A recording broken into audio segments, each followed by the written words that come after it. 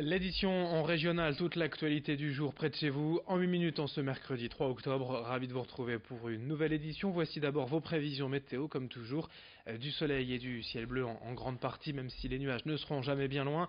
Des cumulus de beau temps sans conséquences, sans gravité prévue aujourd'hui. De très belles éclaircies du littoral à la métropole lilloise avec un air frais à cause du vent de nord-ouest. 15 degrés pour les températures maximales cet après-midi à Dunkerque, 16 à Boulogne-Calais et Saint-Omer, 17 degrés à Lille. Les prévisions météo complètes comme toujours après ce journal. D'abord dans l'actualité dans cette édition, les images de l'opération antiterroriste menée hier à Grande-Synthe. Au petit matin, 200 policiers et CRS ont mené des perquisitions au domicile de plusieurs personnes et au siège de l'association Centre Zara France. Selon la préfecture, cette association religieuse était suivie depuis plusieurs semaines en raison de son soutien marqué à des organisations terroristes comme le Hezbollah.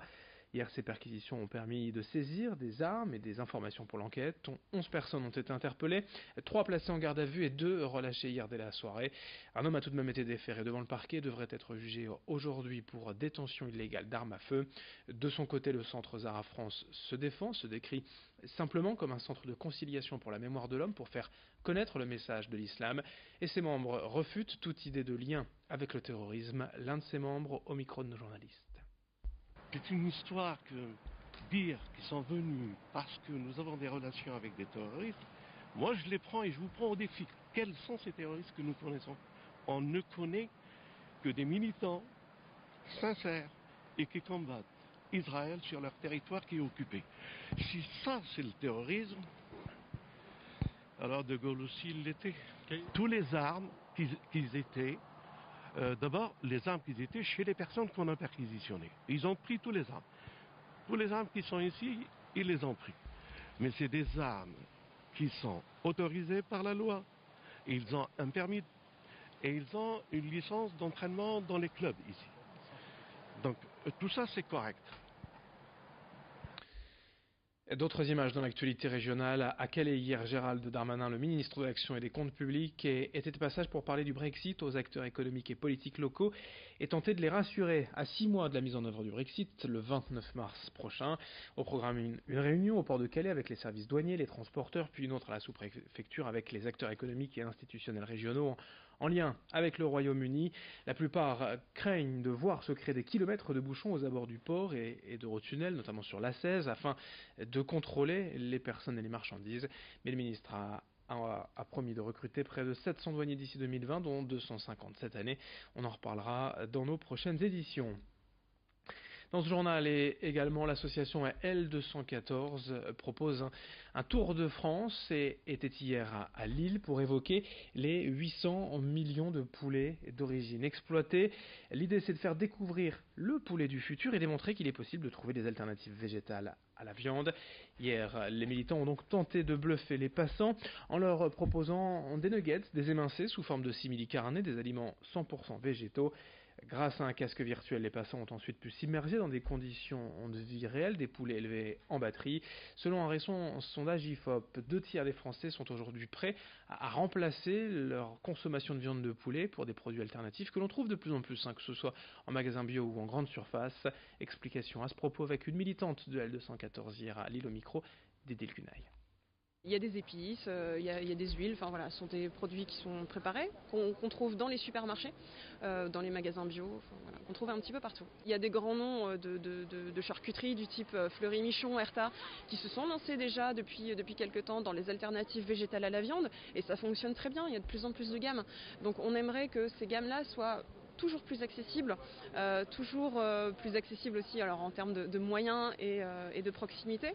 Et voilà, parce qu'on a un public qui peut être en demande en fait. Une fois qu'on lui a fait goûter, qu'on a fait tomber les a priori, il peut se tourner vers ces alternatives beaucoup plus facilement et faire baisser le nombre incroyable de poulets qu'on élève et abat chaque année. On passe au grand angle de la rédaction pour évoquer l'exposition temporaire présentée jusqu'au 19 mai au musée historique minier de Le Ward. Baptisée Ouïe Ouïe, elle aborde la santé des mineurs, leurs maladies mais aussi leur sécurité au fond de la mine. Reportage signé Lucille Berthe-Constant. Entre le Nord-Pas-de-Calais et ses mineurs, c'est une grande histoire d'amour. Mise en avant par le centre historique minier de Le Ward, l'exposition actuelle se concentre sur le thème de la santé dans les mines. Un sujet large qu'Ami Benadida, directrice du musée, a souhaité présenter en plusieurs parties. Donc c'est une exposition qui se segmente en 4 sections qui permettent d'aborder différents thèmes, que ce soit les risques sanitaires, les soins, la prévention, et une partie un petit peu plus large qu'on a intitulée Avoir bonne mine, qui permet de présenter tout le travail mené par les œuvres sociales et les consignes de bonne hygiène de vie qui étaient dictées par les houillères et encouragées pour les mineurs. Le but de l'exposition, présenter les maladies et les mesures mises en place pour la sécurité et la santé des mineurs. Le travail dans les mines a été vecteur de nombreuses innovations et de revendications. L'exposition Ouille Ouille Ouille rappelle que certaines lois sont d'abord nées ici, avant d'avoir été adaptées au reste de la société. La loi des délégués à la sécurité qui montre que parfois la mine a joué le rôle un peu précurseur dans le domaine de la santé, puisque dans les mines, cette loi du 8 juillet a été imposée. 8 juillet 1890, justement pour que des délégués mineurs soient présents dans les fosses. Les délégués mineurs, ce sont les ancêtres de nos délégués du personnel ou de nos CHSCT. Parmi la collection proposée, on retrouve des témoignages, des affiches d'époque, du matériel de travail ou encore des instruments médicaux.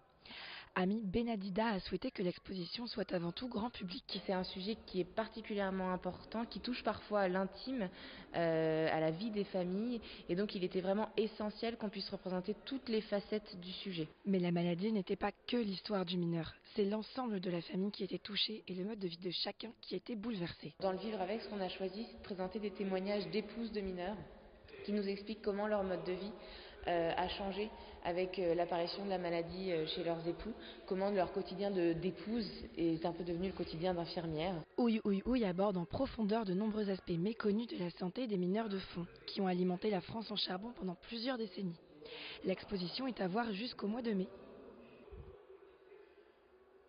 Ouille Ouille, au centre historique minier de Leeuwarden, ne pas manquer comme toutes les expositions permanentes et également le témoignage de ces mineurs à Leeuwarden. Merci de votre fidélité. Fin de cette édition régionale.